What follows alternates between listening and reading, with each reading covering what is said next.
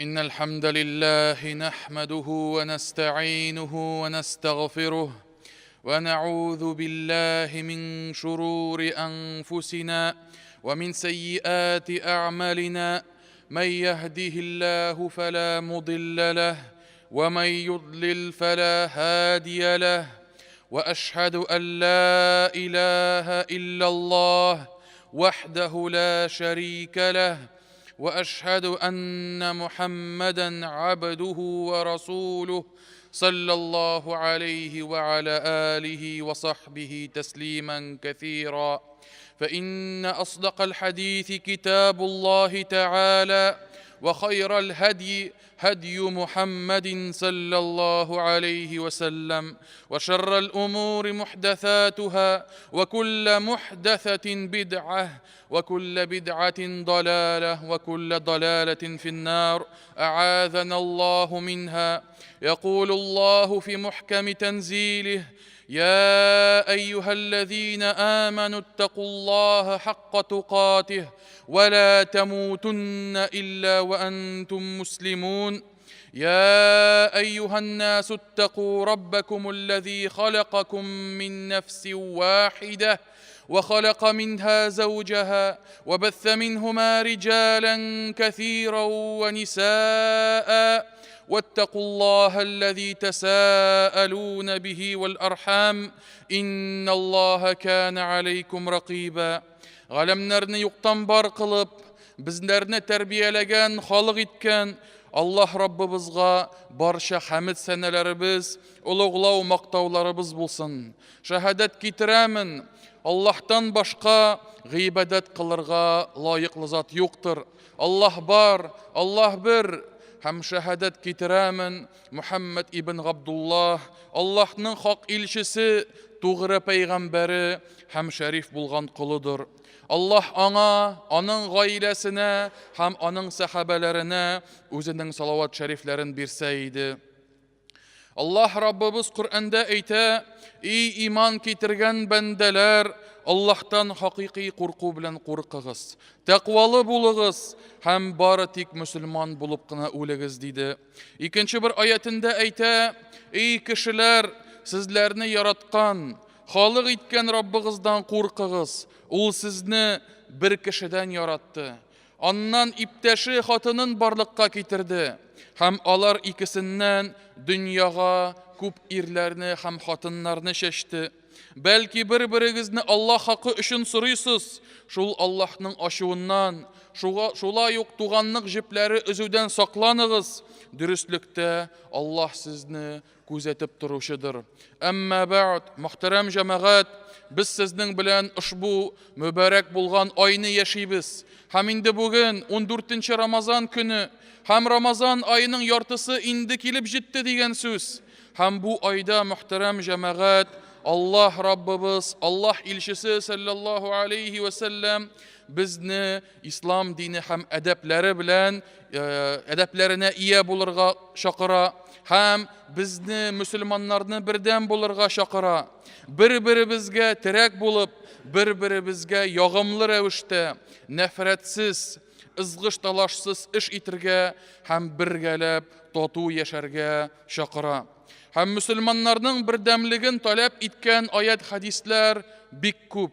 Һәм шулай ук мөселманнар арасында бердәмлекне киметә торган, юкка чыгара торган барча сәбәпләрне ислам шәригате тыйды. Һәм нәрсә ызгыш-талашка китерә, буларны һәрберсендә зур гөнаһлар, һәрберсендә Аллаһ Раббыбыздан тыелган гөнаһлар рәтенә кертте. Һәм шул исәптән кешене мыскыл итү, кешене кимсетү Коръән аятләрендә әйтелгәнчә пичрак булган бер гөнаһтыр. Аллаһ Раббыбыз Хуҗурат сүрәсендә әйтә: "Иннамал муъминуна ихва, фааслиху байна ахавайкум, ваттақуллаха ла'аллакум турхамун. Я айюхаллазина аману, ла ясхар қаумун мин қаум, аса ан якуну хайран минхум, ва ла нисаун мин ниса, عسى أن يكون خيرا منهن ولا تلمزوا أنفسكم ولا تنابزوا بالألقاب بئس الاسم الفسوق بعد الإيمان. Allah Rabbimiz ayta, dürüstlükte müminler kardeşler. Hem şul kardeşler araсын yaxşırtığız, alarını dostlaştırığız, hem Allah'tan korkığız, belki sizden günahlarınız yarlıqanır dey. Hem şundan soň Allah Rabbimiz ayta, ey iman ketirgen bendeler, birigiz de dey, başka kişilerden külmegiz, mıskıllamasın deyip ayta. Belki mıskıllangan kişiler külüşilerden yaxşırak bulurga mümkinler dey. Hem şulay xатын kızlarda, bir türküm xатын kız ikinçilerden külmesin, mıskıllamasın deyip ayta. Mıskıllangan xatınlar külüşü xatınlardan yaxşırak bulurga mümkinler dey. Bir-birigizni qıyırsıtmağız, hem kimsi tuşi kuşamatlar takmağız deyip ayta. İman ketirgenden soň buzuk kişi bolu bik naşar bir ko'rinishdir deyip ayta. Kimler tövbe kılmılar, alar zalim bolgan kişiler deyip ayta Allah Rabbimiz. Hem şuna göre her bir Müslüman kişisi dinimizdeki kardeşlikni saklarga tiyiş. Hem urunun, şul kardeşlikning urunun yugarı koyarga tiyiş. Hem nerse kardeşlikni buza, ol şuşu kimşiliklerden, şuşu buzulardan imin bulurga tiyiş. Hem Allah Teala yanağına okılgan Hucurat suresinde kişiler arasındagı kimşiliklerini iske alganda naq mine mıskıllaudan başlay. Naq mine mıskıllau günahısından başlay. Hem şul çünki mine bu mıskıllau kardeşlikni buza turgan, hem anı jimire turgan iň zor sebepçilerinin birisi. Iň zor sebepçilerinin birisi şuşu mıskıllau bolup tura.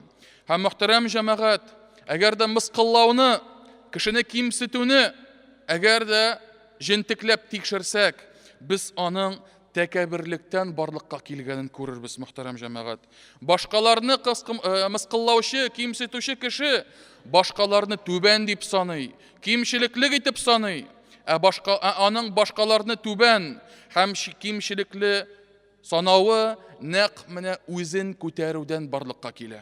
Hem özün başkalardan yaxşırak deyip sanıy, min andan yaxşırak, min andan hayırlırak, benim mınday sifatlarım var, benim mınday kıyafetim, min andan yaxşırak deyip özün üske kötere, tekebirlene, başkalarını düşüre, başkalarını kimsite hem mıskıllıy.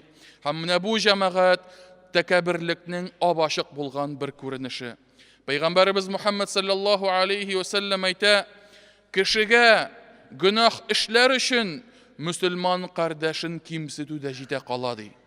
Yani en ezi günah işlerge başka kardeşini mıskıllap, ımlap külsen, mine şul sana jite kala günah işlerge.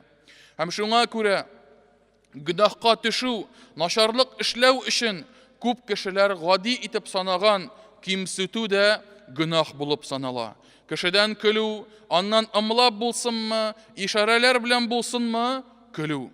Hem şula yok, galimler aytalar, qayşansın mıskıllau barlıkka kile. Nişik barlıkka kile ol? Eğer de kişi deyip ayta, özünden riza bulup, min yaxşı jitişsizliklerim yok deyip oylap, başkalarını kim köre, tüben köre, mine şuşunda mıskıllau günahı barlıkka kile deyip aytalar. Hem şuna göre muhterem cemaat, biz bu günahlardan, biz bu naşar ko'rinishlardan saqlanırga tiyişbiz. Başkalarını kim körüp, alarını tüben aytip yürürge tiyiş tugilbiz. Allah'a gıybedet kıluşlardan mıskıllap, külüp yürü elbette korkыныç bulgan günahtır. Hem iman iyesinden külgen sayın, iman iyesinden kübrek anı tübenletken sayın, mıskıllagan sayın, kişinin Allah karşında günahı da arta bara. Hem derecesi de Allah Teala karşında düşkenden düşe bara. Allah Rabbimiz Kur'an'da ayta Mutaffifin suresinde İnnellezîne ecramû kânû minellezîne âmenû yadhakûn ve izâ marrû bihim yetegâmezûn. Günah iyeleri, iman getirgen kişilerden küle idiler. әгәр алар яныннан үтсәләр, бер-берсенә ымлап, алардан көлә иделәр, ымлап, күрсәтеп инде ишарәтләр белән алардан көлә иделәр, дип әйтә Аллаһ Раббыбыз.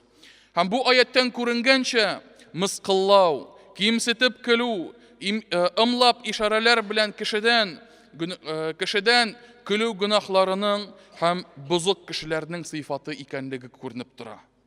Гөнаһ ияләре дип әйтә Аллаһ Раббыбыз. Һәм менә бу чынлыкта кешене мыскыллау, димәк, менә бу гөнаһ иясенең булганлыгы дигән сүз, гөнаһка кергән дигән сүз, мөхтәрәм җәмәгать. Һәм шуңа күрә ихласлы кеше, ихласлы мөмин кеше мыскыллауны зур итеп күрә. Кечкенә итеп күрми, һәм шул гөнаһтан саклана. Һәм нинди генә кечкенә көлү булмасын, аннан ерак торырга тиеш. Һәм кайсы бер вакытларда, мөхтәрәм җәмәгать, без ниндидер эшләр эшлибез, аны җиңел дип саныйбыз, ул аны юрында кечкенә әйбер дип уйлыйбыз. Ләкин Аллаһ Тәгалә каршында безнең шушы эшебез, шушы сүзебез бик зур гөнаһ булып язылырга мөмкин. Аллаһ Субханаһу ва Тәгалә әйтә: "Тахсабунаху хаййинан ва хува индаллаһи азим." Сез ди аны ди кеше итеп күрәсез дип әйтә. Сез аны кечкенә бер эш дип күрәсез ди. Ләкин ул Аллаһ каршында бик зур гөнаһ булып язылыр. Бик зур гөнаһ булыр дип әйтә. Һәм шуңа күрә кеше кай вакыт кемнәндер көлә, кемнедер мыскыллый, шул кеше мыскыллаучыдан, ягъни кемнән көләләр, шул мыскыллаучыдан бер тапкыр яки 10 тапкыр, яки хәтта 100 тапкыр да яхшырак булырга мөмкин. Һәм Аллаһ Тәгалә дә Аллаһ каршында бермә-бер зуррак дәрәҗәгә ия булырга мөмкин дип әйтә Аллаһ Раббыбыз. Шуңа күрә әле генә укып киткән аятта Аллаһ Раббыбыз бер-берегездән көлмәгез ди.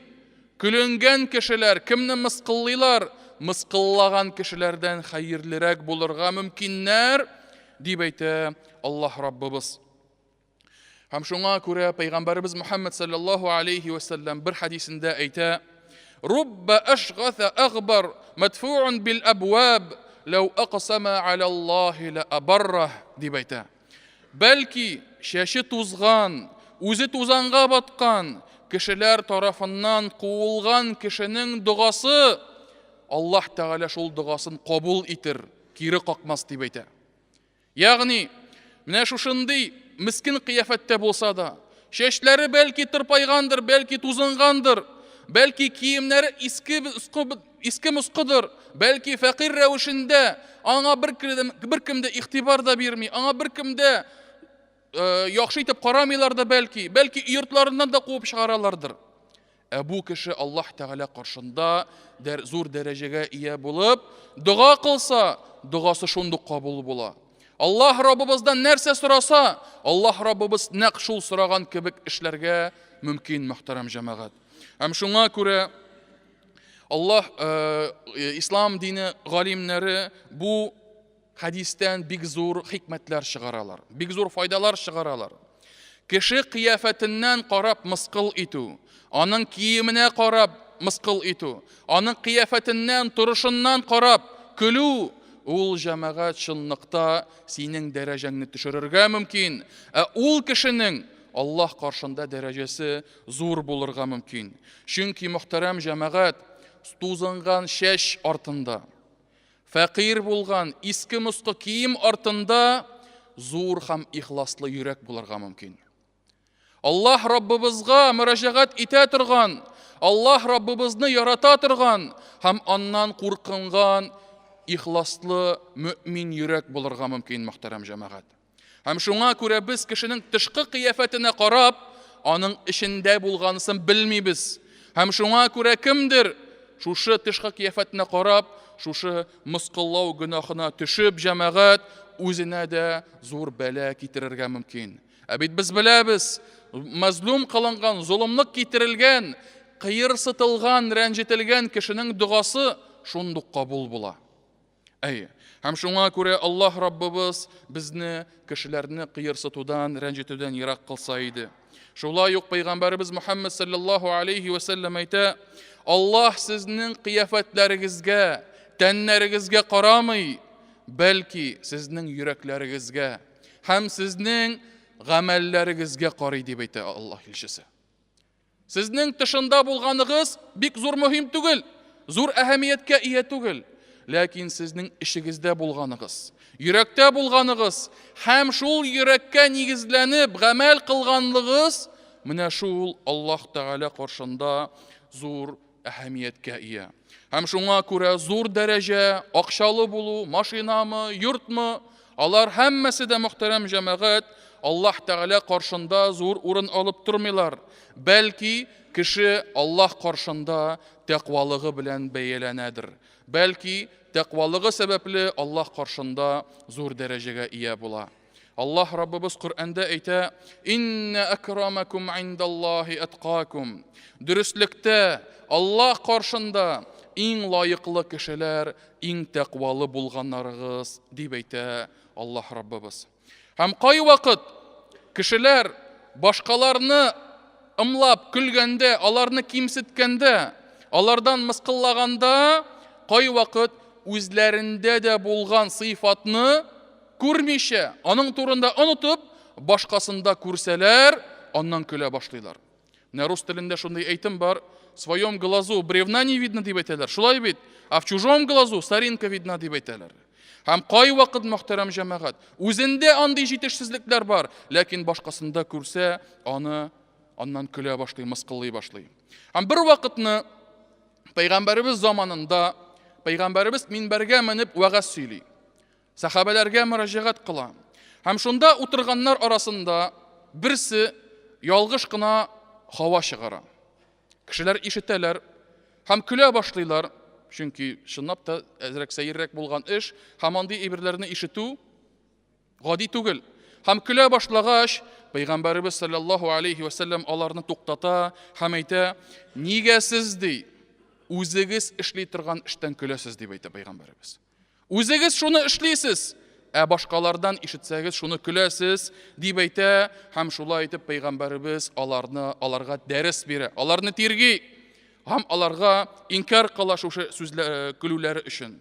Һәм инде әлбәттә хадистән чыгып, инде хәзер бөтен җирдә хава чыгарып йөрергә кирәк дигән сүз яки ярый дигән сүз түгел. Әлбәттә, ислам дине әдәп әхлагы кеше җәмгыятьтә, башкалар арасында үзен әдәпле, әхлаклы тотырга тиеш.